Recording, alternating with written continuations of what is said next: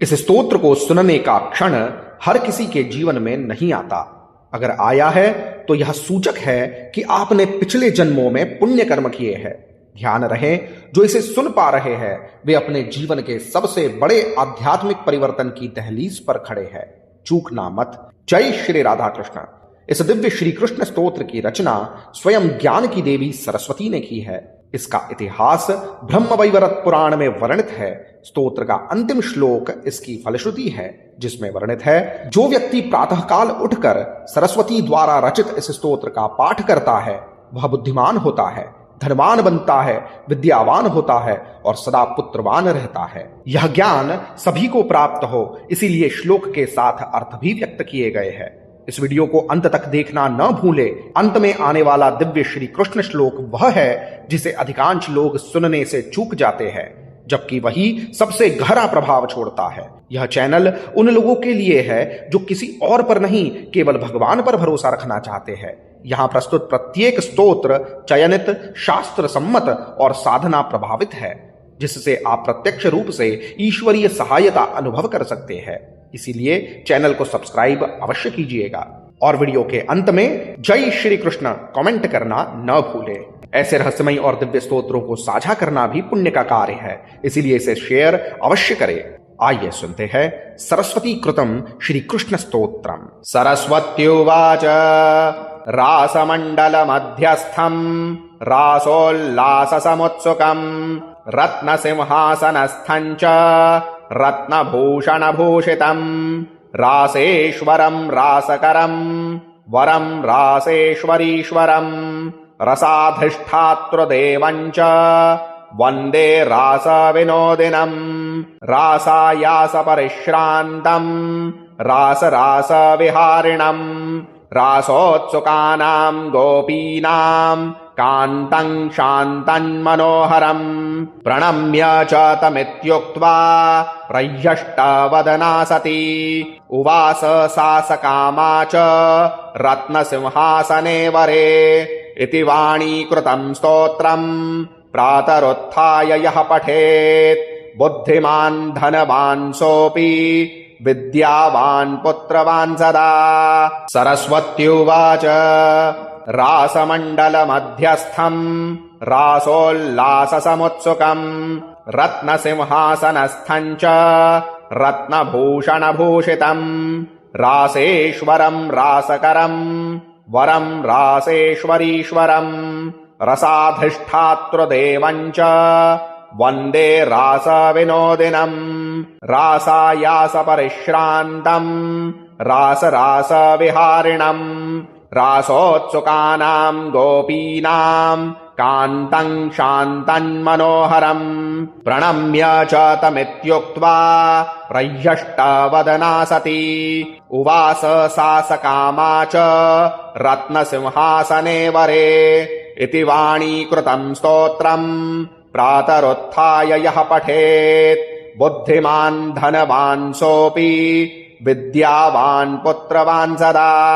सरस्वत्युवाच रासमण्डलमध्यस्थं रासोल्लाससमुत्सुकं रत्नसिंहासनस्थं च रत्नभूषणभूषितं रासेश्वरं रासकरं वरं रासेश्वरीश्वरं रसाधिष्ठातृदेवं च वन्दे रासविनोदिनं रासायासपरिश्रान्तं रासरासविहारिणं रासोत्सुकानां गोपीनां कान्तं शान्तं मनोहरं प्रणम्य च तमित्युक्त्वा प्रह्यष्टवदना सती उवास सा सकामा च रत्नसिंहासने वरे इति वाणीकृतं स्तोत्रं प्रातरुत्थाय यः पठेत् बुद्धिमान् धनवान् सोऽपि विद्यावान् पुत्रवान् सदा।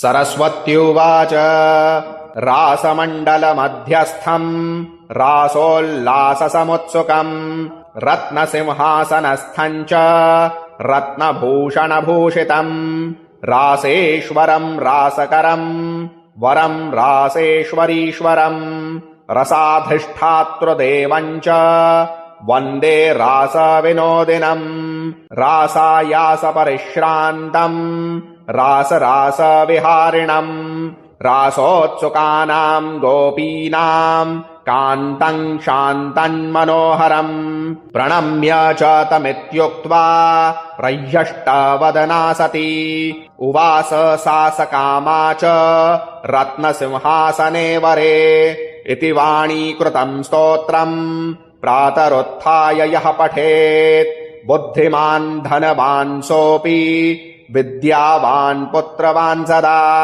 सरस्वत्युवाच रासमण्डलमध्यस्थम् रासोल्लाससमुत्सुकम् रत्नसिंहासनस्थम् च रत्नभूषणभूषितम् रासेश्वरम् रासकरम् वरम् रासेश्वरीश्वरम् रसाधिष्ठातृदेवम् च वन्दे रासविनोदिनम् रासायासपरिश्रान्तम् रासरासविहारिणम् रासोत्सुकानाम् गोपीनाम् कान्तम् शान्तम् प्रणम्य च तमित्युक्त्वा प्रह्यष्टवदना सती उवास सा सकामा च रत्नसिंहासने वरे इति वाणीकृतम् स्तोत्रम् प्रातरुत्थाय यः पठेत् बुद्धिमान् धनवान् सोऽपि विद्यावान् पुत्रवान् सदा।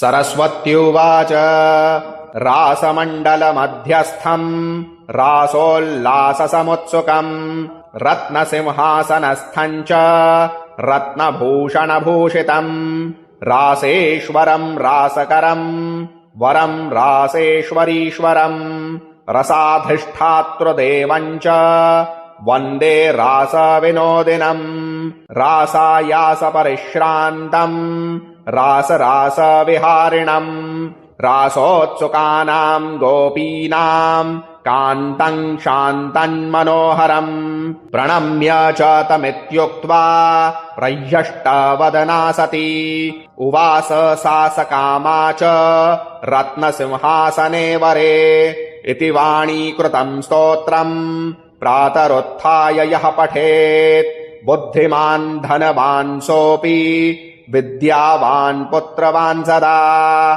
महाचमत्कारी श्री कृष्ण श्लोक।